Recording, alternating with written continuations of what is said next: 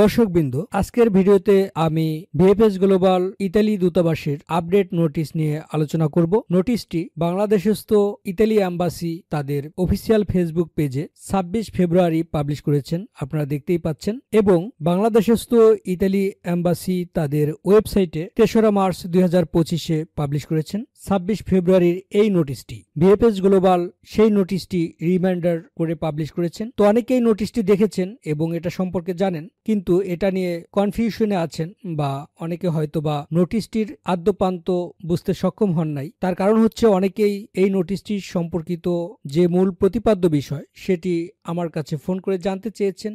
সেই সুবাদেই আমি নোটিশটি নিয়ে পর্যালোচনা করার প্রয়োজনীয়তা অনুভব করছি, তাই আপনাদের সাথে আমি আলোচনা করছি। নোটিশটি আমি পর্যায়ক্রমিকভাবে স্টেপ বাই স্টেপ পড়ে শোনাবো এবং সেটাতে মূলত কি বলা হয়েছে সে বিষয়টি আলোচনা করব এবং সর্বশেষ এর সারমর্ম তুলে ধরব। বলা হয়েছে, ইতালি দূতাবাস ঢাকা সদয় অবগতির জন্য জানানো যাচ্ছে যে কর্মভিসা আবেদন প্রক্রিয়া বর্তমানে স্থগিত রয়েছে। ভিএফএস গ্লোবালের মাধ্যমে দূতাবাসের পক্ষ থেকে সরাসরি যোগাযোগ করা হলেই কেবল আবেদনপত্র গ্রহণ করা হবে। দ্বিতীয় স্টেপে বলা হয়েছে, দূতাবাস 17 অক্টোবর 2024 তারিখের পূর্ববর্তী বিজ্ঞপ্তির সূত্র ধরে পুনরায় নিশ্চিত করেছে যে 11 অক্টোবর 2024 তারিখের ইতালীয় আইন ডিক্রি 145 অনুসারে 21 অক্টোবর 2024 পর্যন্ত ইস্যুকৃত সকল নূল্যস্তা সাময়িকভাবে স্থগিত করা হয়েছে। তৃতীয় স্টেপে বলা হয়েছে, আইন ডিক্রি 145 এর বিধান অনুযায়ী ইতালীয় অভিবাসন কর্তৃপক্ষ এই নূল্যস্তাগুলোর পুনরায় মূল্যায়ন করবে।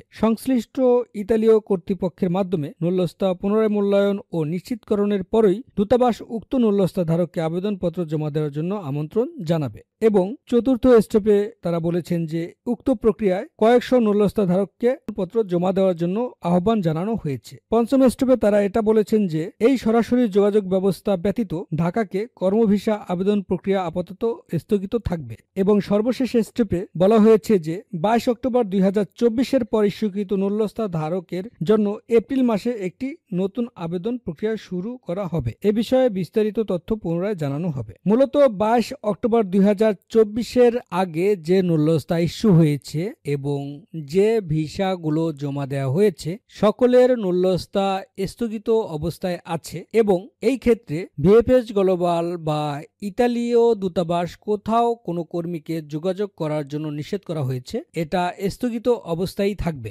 145 যে নতুন ডিক্রি জারি করেছে ইতালির পক্ষ থেকে, যে আইনটা জারি করা হয়েছে সেই আইনের আওতায় প্রভিন্সিয়াল ইমিগ্রেশন অফিসে নূল্যস্তাগুলো যাচাই বাছাই করবে এবং যাচাই বাছাই শেষে যদি কোনো অ্যাপয়েন্টমেন্ট প্রত্যাশী বা ভিসা প্রত্যাশী অ্যাপয়েন্টমেন্ট বা ভিসা পাওয়ার যোগ্য বলে বিবেচিত হয় তবে তারাই কর্মীদের সাথে যোগাযোগ করবে। কর্মীদেরকে যোগাযোগ করার জন্য নিষেধ করা হয়েছে। তারা যখনই যোগাযোগ করবে তখনই তারা জমা দিতে পারবে। মূলত এই বিষয়গুলোই আবারও রিমাইন্ডার দেওয়া হয়েছে। তবে 22 অক্টোবর 2024-এর পরে যে নূল্যস্তাগুলো ইস্যু হবে সেগুলোর জন্য কিভাবে অ্যাপয়েন্টমেন্ট দেওয়া হবে সে বিষয়ে এপ্রিল মাসে একটি সিদ্ধান্ত তারা নিবে এবং সেই অনুযায়ী তারা জমা করতে পারবে। তো অনেকেই যখন এ বিষয়গুলো নিয়ে প্রশ্ন করেন যে আমি কবে অ্যাপয়েন্টমেন্ট পেতে পারি বা কবে ভিসা পেতে পারি, তখন আসলে বিভ্রান্তির মধ্যে পড়ে যাই। এটার মূলত যে ব্যাপারগুলো বর্তমানে ঘটতেছে বা যে প্রক্রিয়ায়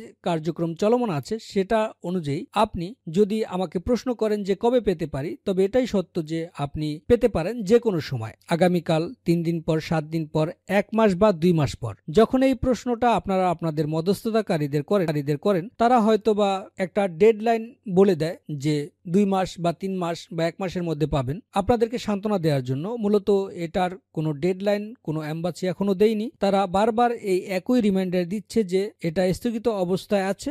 যখনই প্রভিন্সিয়াল ইমিগ্রেশন অফিস বা প্রেফেক্তুরা তারা এম্বাসিকে নির্দেশ দিবে যে এই ক্লায়েন্টকে বা এই কর্মীকে অ্যাপয়েন্টমেন্টের জন্য ডাকো, এম্বাসি ডাকবে এবং আপনারা জমা দিবেন, বা ভিসার জন্য ডাকবে, আপনারা ভিসা পেয়ে যাবেন। মূলত এই প্রক্রিয়ায় চলমান আছে এবং সেই ব্যাপারগুলোই বারবার রিমাইন্ডার দিচ্ছে। এখন আপনি হয়তো বা বলতে পারেন যে অযথা আমার সময় নষ্ট করলেন কেন। এক্ষেত্রে বলবো যে আপনারাও আমাদের সময় নষ্ট করেন এই ধরনের প্রশ্ন করে যে কবে আমরা অ্যাপয়েন্টমেন্ট পেতে পারি বা ভিসা পেতে পারি। আসলে এ বিষয়ে কেউ নিশ্চিত করে কিছু বলতে পারে না, যেহেতু ইতালি এম্বাসি এ বিষয়ে নিশ্চিত করে কিছু বলেনি এখনো পর্যন্ত। যদি তারপরেও কারো কোনো কনফিউশন থেকে থাকে সেটা অবশ্যই কমেন্ট সেকশনে জানাবেন, আমি চেষ্টা করব সেটার উত্তর দেওয়ার জন্য। ধন্যবাদ সবাইকে, ভালো